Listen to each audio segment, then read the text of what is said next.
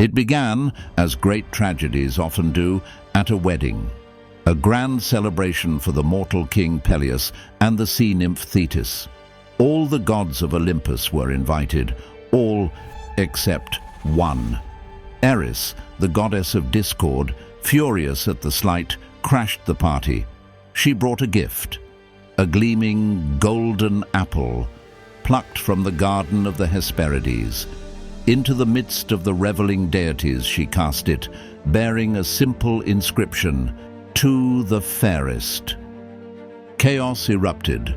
3 powerful goddesses lunged for the prize: Hera, queen of the gods, wife of Zeus; Athena, the formidable goddess of wisdom and warfare; and Aphrodite, the radiant goddess of love and beauty. None would yield. The ensuing argument threatened to shatter the divine harmony. Zeus, wisely perhaps, refused to judge. Instead, he delegated the impossible choice to a mortal, a shepherd prince living on Mount Ida, unaware of his royal Trojan blood. Paris, son of King Priam. Hermes, the messenger god, escorted the goddesses to the bewildered shepherd. Each deity stood before him, offering a temptation tailored to ambition. Hera promised dominion. "Choose me," she declared, "and I shall make you king over all Europe and Asia. Power untold will be yours."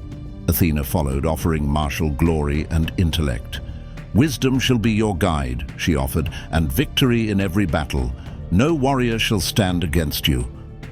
Then came Aphrodite. Enhanced by the graces, radiating irresistible charm, she offered something different. Not power, not glory, but love. "Judge me the fairest, Paris," she whispered, "and you shall have the most beautiful mortal woman in the world for your own." That woman was Helen, queen of Sparta, wife to King Menelaus. Paris, young and swayed by the promise of unparalleled beauty, handed the golden apple to Aphrodite. A simple choice, a devastating one. By accepting Aphrodite's gift, he secured not only Helen, but the undying hatred of Hera and Athena, powerful goddesses who would now seek Troy's utter ruin. The consequences of this single judgment would drown a civilization in blood. Soon after, Paris journeyed to Sparta on a supposed diplomatic mission. King Menelaus welcomed him as a guest, honoring the sacred laws of hospitality, known as Xenia. But Paris, emboldened by Aphrodite's promise, violated this trust spectacularly. While Menelaus was away, Paris persuaded Helen, or perhaps abducted her. The accounts vary. Together they fled back to Troy, laden with Spartan treasure. This act was not just infidelity, it was a profound insult to Menelaus, and a sacrilege against the laws binding host and guest, an offense the gods themselves could not ignore. When Menelaus returned to find his wife and treasure gone, his fury was absolute. He invoked an old oath. Years before, Helen's beauty had drawn suitors from across Greece. Her father, Tyndareus, fearing conflict, had made them all swear a solemn vow to defend the chosen husband against any who wronged him. Now Menelaus called upon that oath. His brother, the mighty Agamemnon, king of Mycenae, rallied the chieftains: Odysseus, Ajax, Diomedes, Nestor. The greatest heroes of the age answered the call. An immense fleet gathered at Aulis. 1,000 ships poised to sail for Troy, driven by wounded pride and bound by oath, unknowingly fulfilling the grim destiny set in motion by a golden apple. Retrieving Helen was the goal. The complete destruction of Troy became the inevitable consequence. The war began, not with swift victory, but a grinding decade-long siege. The mighty walls of Troy held firm against the Achaean onslaught. Heroes clashed on the plains below. Achilles, the near-invincible son of Thetis, whose wedding started it all, became the Greeks' greatest weapon, a whirlwind of destruction. Yet his pride was as immense as his skill. When Agamemnon slighted his honor by seizing his war prize, the captive woman Briseis, Achilles withdrew from battle in consuming rage. His absence proved disastrous for the Greeks, as the Trojans, led by the noble Hector, Paris's brother and Troy's finest defender, drove them back towards their ships. This epic story, filled with gods, heroes, love, and betrayal, has captivated people for millennia. If you're finding this tale as fascinating as we do, take a moment to hit that like button to support the channel. And let us know in the comments, which figure from the Trojan War intrigues you the most? Achilles, Hector, Helen, maybe one of the scheming gods? Drop a comment below. The war dragged on. Patroclus, Achilles' dearest friend, donned his friend's armor to rally the Greeks, only to fall to Hector's spear. This loss shattered Achilles. Consumed by grief and vengeance, he returned to the fray, a terrifying force.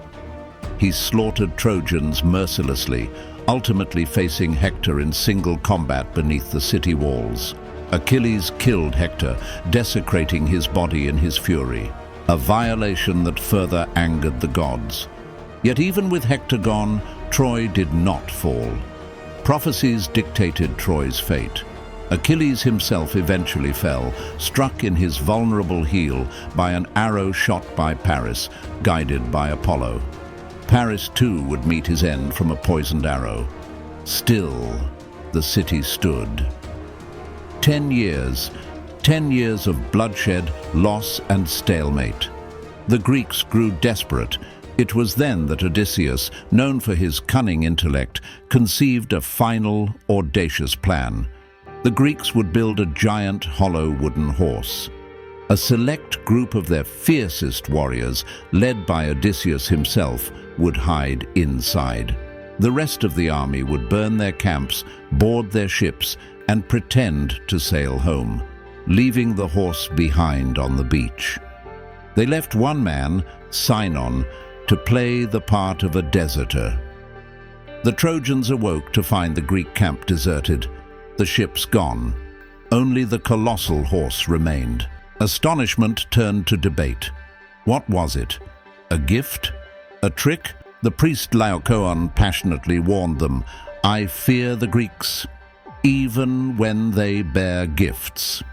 But as he spoke, two monstrous sea serpents emerged from the waves, crushing Laocoon and his sons. Many Trojans interpreted this sign as divine punishment for his skepticism. Sinon, brought before King Priam, played his role perfectly. He wept, cursing Odysseus, claiming the Greeks had abandoned him. The horse, he explained, was a sacred offering to Athena, meant to appease the goddess for past offenses and ensure the Greeks a safe voyage home. He added a crucial detail. The horse was made deliberately huge so the Trojans could not bring it into their city. For if they did, Troy would become impregnable, forever protected by Athena. His words, coupled with Laocoon's horrific death, swayed the Trojans. Against the dire, unheeded prophecies of Priam's daughter Cassandra, they breached their own mighty walls to drag the enormous wooden offering inside. That night, Troy celebrated. They feasted, drank, and rejoiced, believing the long war finally over, their victory secured by a divine gift. Under the cover of darkness, Sinon lit a signal beacon. The Greek fleet, hidden behind a nearby island, sailed back. Inside the city walls, within the belly of the wooden horse, Odysseus and his chosen warriors emerged. Silent death in the night. They crept to the city gates, cutting down the drunken sentries, and threw them open. The waiting Greek army surged into the sleeping city. What followed was not battle, but slaughter. Troy, the magnificent city that had stood for centuries, defiant for a decade, was engulfed in flames and bloodshed. Men were massacred, women and children dragged into slavery. Temples were desecrated, earning the Greeks the final terrible wrath of the gods for their own voyage home.